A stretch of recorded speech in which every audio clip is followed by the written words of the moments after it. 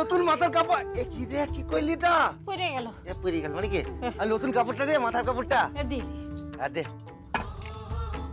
এলে হিমা এটা কি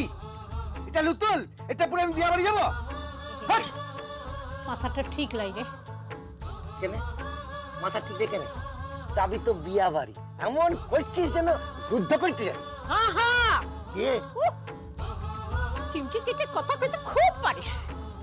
তুই তো বেটা ছিলটা আছিস তো আমুর জ্বালা কি করে বুঝবি কেন না বুঝার কি আছে বিয়া বাড়ি যাবি ভোজন করবি নাচা গানা হবে এত চিন্তার কি আছে রে মা ও মলুয়া মলুয়া কি হয়েছে ডাগরটা হয়েছে তো একা একাই তো আছে তুই আর মনে কি কোনো ভয় ডর নাই রে মাথাটা গেছে আরে মা ও মলুয়া আছে রে মলুয়া আমার বিটি ও রাজার ঘরে গিয়ে হামলা করেছে ও সেনাদের সাথে একা লড়েছে মলুয়া আছে রে আমার বিটি মলুয়ার দিকে যদি কোনো ব্যাটার নজর তুলে তাকালা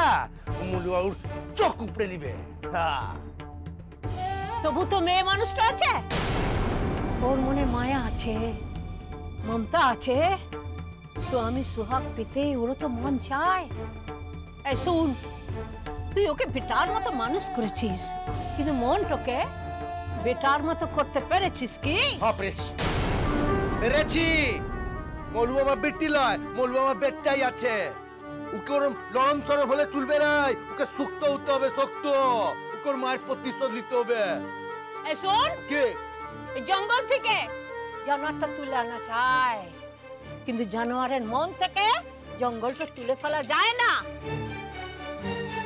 আমু মেয়ে মানুষ উয়ার কথা আমি বুঝতে পারি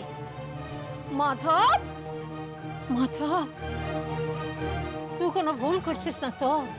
হ্যাঁ এই প্রতিশোধের আগুনে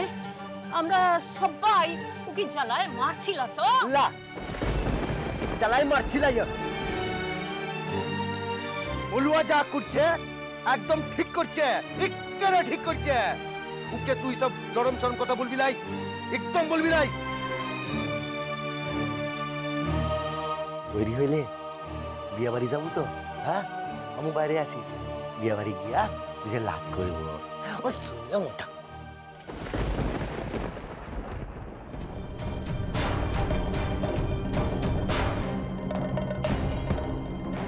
কি করে বলি মাধবকে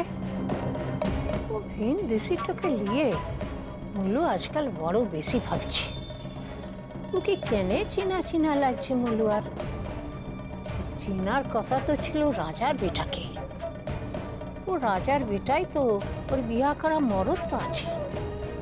নিজের স্বামীকে তো চিনতে পারলি না কেনে মলুয়া